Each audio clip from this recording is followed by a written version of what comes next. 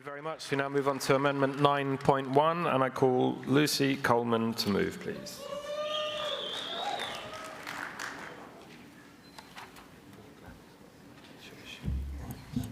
Thank you, President Conference. Lucy Coleman, Oxfordshire. This is a friendly amendment which adds two main additional points which strengthen the main motion. I've worked in early years for over 20 years, so I know the importance of play, and I prioritise this in my practice as far as I possibly can. But unfortunately, this gets harder every year as the pressure to formalise learning becomes greater over time. And this pressure is compounded by non-statutory guidance issued by the Department for Education and Ofsted, which often contradicts best practice in early years. The writing framework does have some useful points. However, it's doing more harm than good. And I'm going to give an example that I've come across recently, where an Ofsted inspector questioned early years teachers because they displayed children's writing and the child had formed the letter S backwards. And the Ofsted inspector said this shouldn't be on display.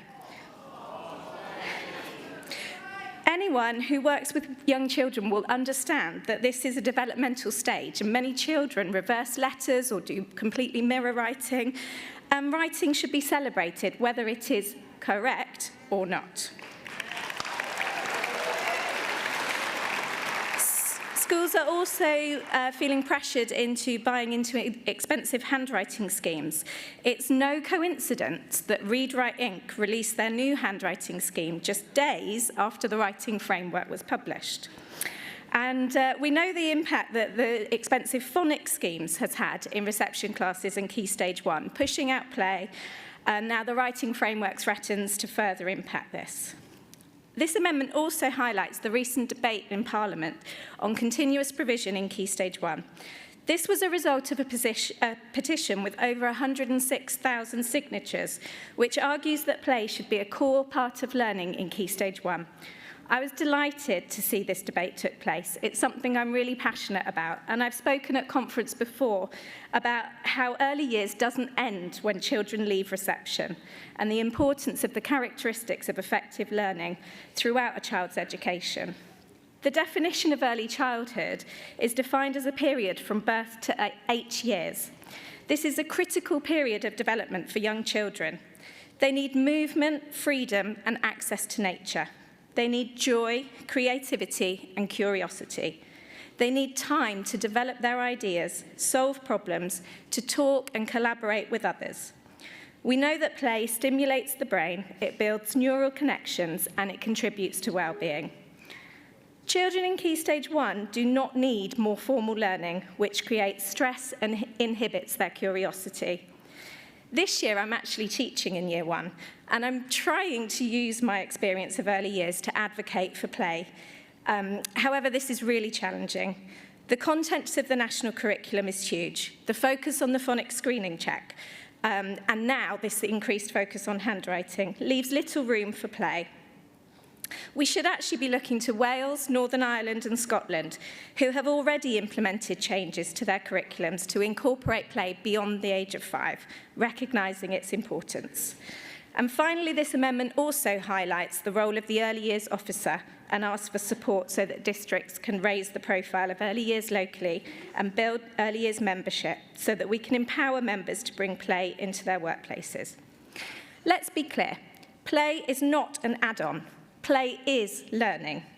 We should campaign for more play in early years and beyond, and support our members to be confident to advocate for play in their schools and not allow children to continue to be failed by a system which prioritises formal learning, assessment and accountability. Thank you, Lucy. Thank you. I call Monique Lambie to second, please.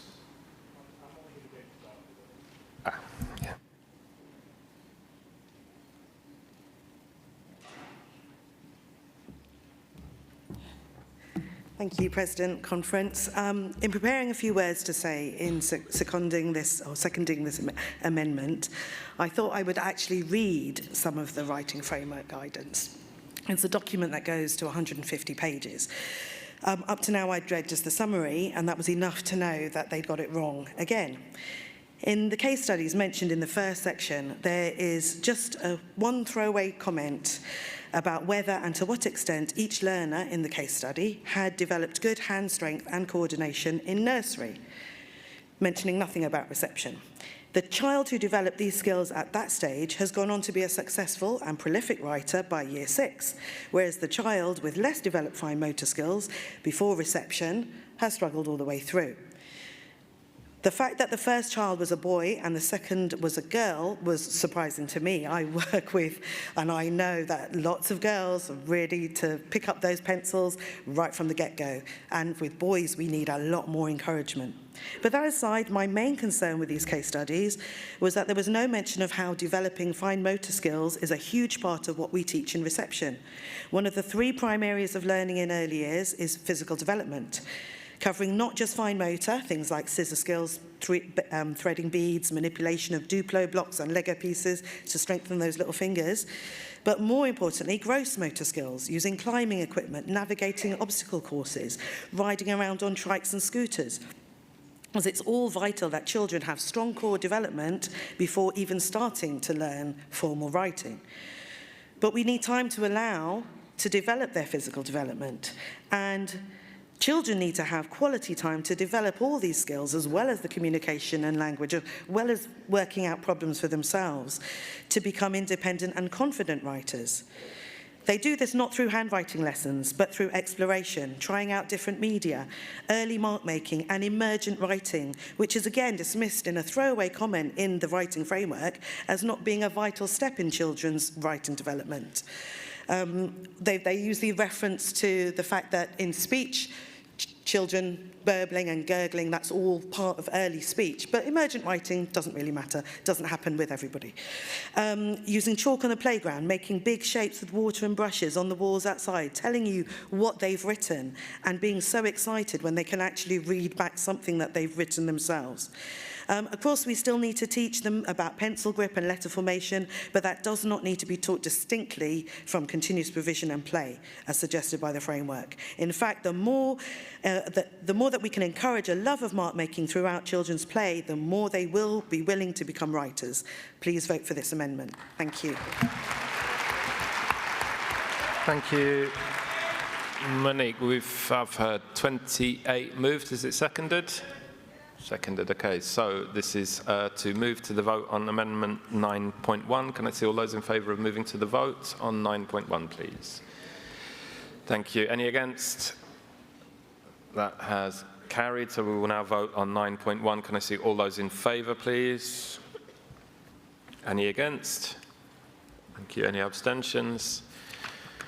Thank you. 9.1 carries. We move to 9.2.